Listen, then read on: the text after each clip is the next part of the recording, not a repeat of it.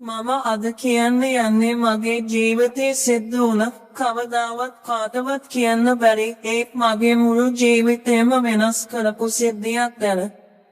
මේක පටන් ගත්තේ අපේ ගෙදරින්. අපේ ගෙදර හිටියේ මගේ නැන්ද. නම මදු. කසාද බැන්දට හරිම තරුණ. කසාද බැඳලා අවුරුදු 2ක් යද්දී මාමා එයාව දාලා ගිහිල්ලා. වික්කසාදේ හම්බ වුණාට පස්සේ නැන්දා හිටියේ අපේ ගෙදර. ඇත්තම කිව්වොත් නැන්ද හරිම ලස්සනයි. ඇඟපත උනත් බැලෝ බැල්මට 21 කෙල්ලෙක් වගේ හරිම හැදයි. ගෙදර වැඩපොළ කරගෙන හිටියට එයාගේ මූණේ ලොකු පාළුවක් තිබුණා. අපි දෙන්නා මාරෆි. කොහේ ගියත් නැන්දා මට සපෝට් කරනවා. රන්දික අද ටවුන් එකට යමුද? මට බඩු වගයක් ගන්න තියෙනවා. හා යමු නැන්ද. මම ලෑස්ති වෙන්න. අපි එහෙම තමා හිටියේ. එයාගේ තියෙන දුක තනියම මට තේරුණා. සමහර වෙලාවට එයා තනියම හිතනවා මම දැකලා තියෙනවා. එදා දවස අමුතු දවසක්. අම්මයි තාත්තයි හදිස්සියෙම නැන්දා කෙනෙක්ගේ මල ගෙදරක ගියා. රෑ වෙලා එනවා කිව්වේ. ගෙදර හිටියේ මමයි නැන්දයි විතරයි. එදා මුළු දවසම හරිම පාළුවයි. එදා දවසේ මම කාමරේට වෙලා ෆිල්ම් එකක් බලා හිටියේ. හවස 6ට විතර මට හිතුණා කෝපි එකක් බොන්න. මම කුස්සියට ගියා. නැන්දා පේන්න හිටියේ නෑ. නැන්දි කෝපි එකක් බොමුද? මම සාලේ ඉඳන් කතා කළා. සද්දයක් නෑ. නැන්දි මම හිතුවේ එයා නිදි ඇත කියලා. ඒත් එයාගේ කාමරේ පැත්තෙන් අමුතු සද්දයක් ඇහුණා. කීන් කෙනිරියක් වගේ.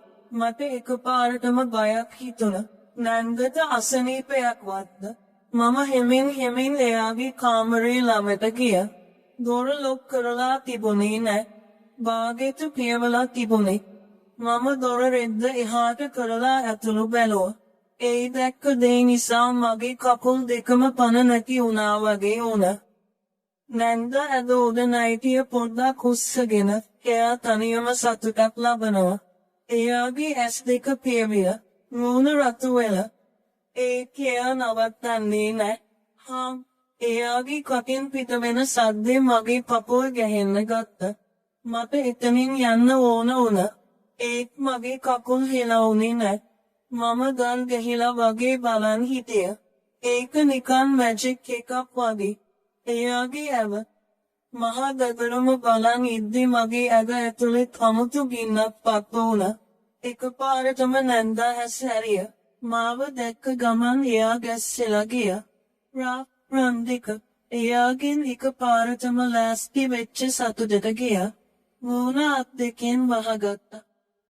අනේ දෙවියනේ එයා එකි ගහන්න ගත්තා. මම මොනවද කරන්නේ කියලා හිතාගන්න බැරි වුණා. අහක බලාගෙන මම පසුපසට හැරුණා. සෝරි නැන්දි මම දන්නේ නෑ. මගේ කට පැටලුණා. යන්න එපා රන්දික. නැන්දා එකපාරටම කෑ ගැහුවා. මම නැවතුණා.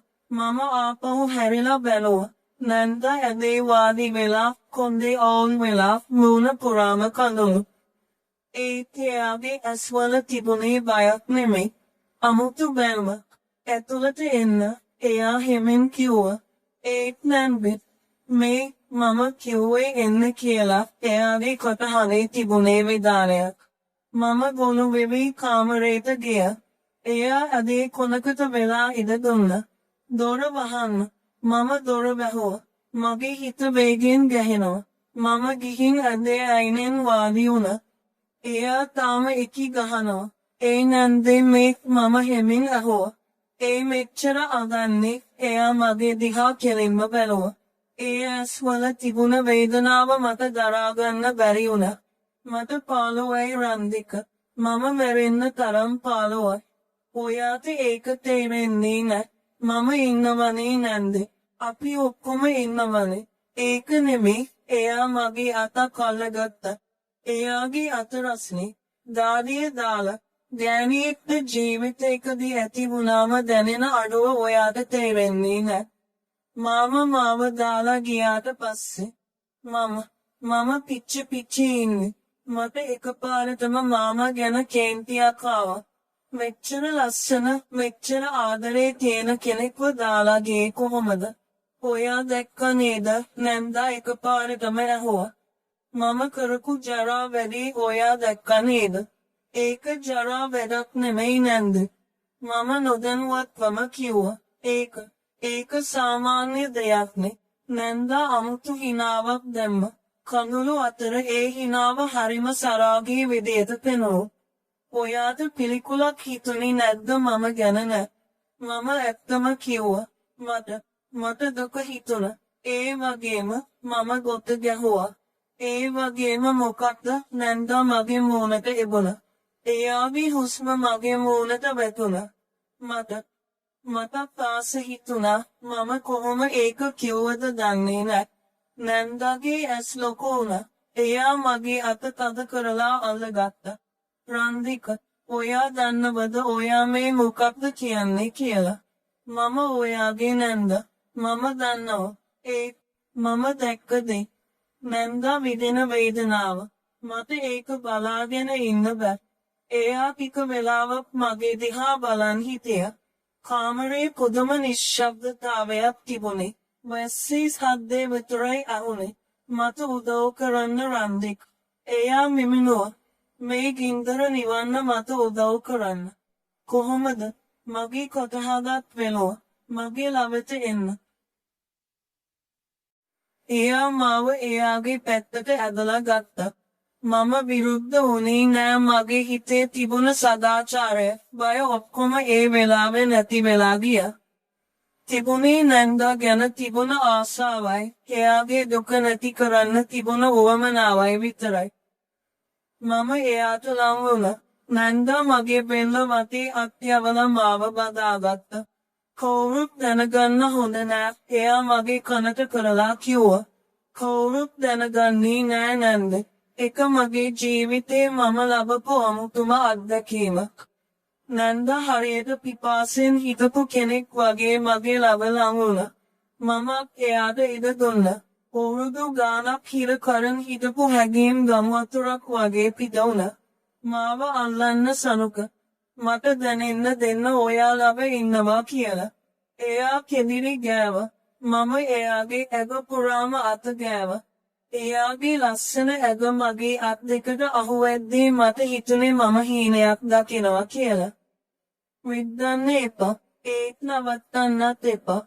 ඒ වෙලාවේ අපි අතර නැන්දා සහ පුතා කියන බැඳීම් සම්පූර්ණයෙන්ම නැති වෙලා ගියා. එතන හිටියේ ආශාවෙන් දැවෙන ගැහැණියෙකුයි පිරිමියෙකුයි විතරයි.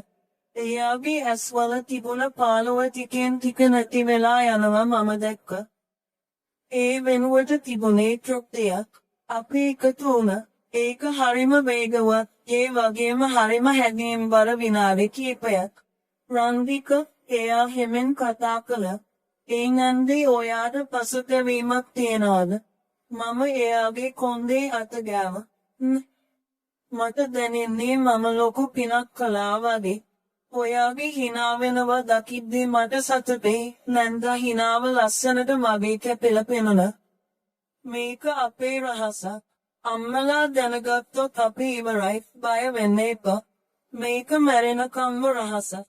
එදා ඉඳන් අපේ ගෙදර හැමදේම සාමාන්‍ය විදිහට සිද්ධ වුණා.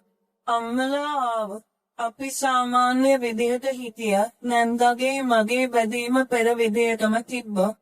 නැන්දට මාම නැති වුණා කියලා එයා වෙන මිනිස්සු එක්ක ගියේ නෑ. එයා තනියම හැමදේම දරාගත්තා. මටත් තේරුණා එදා මම කළේ වැරද්දක් කියලා. නොදැක්ක ගානට ආවනම් මෙහෙම දෙයක් වෙන්නේ නෑ.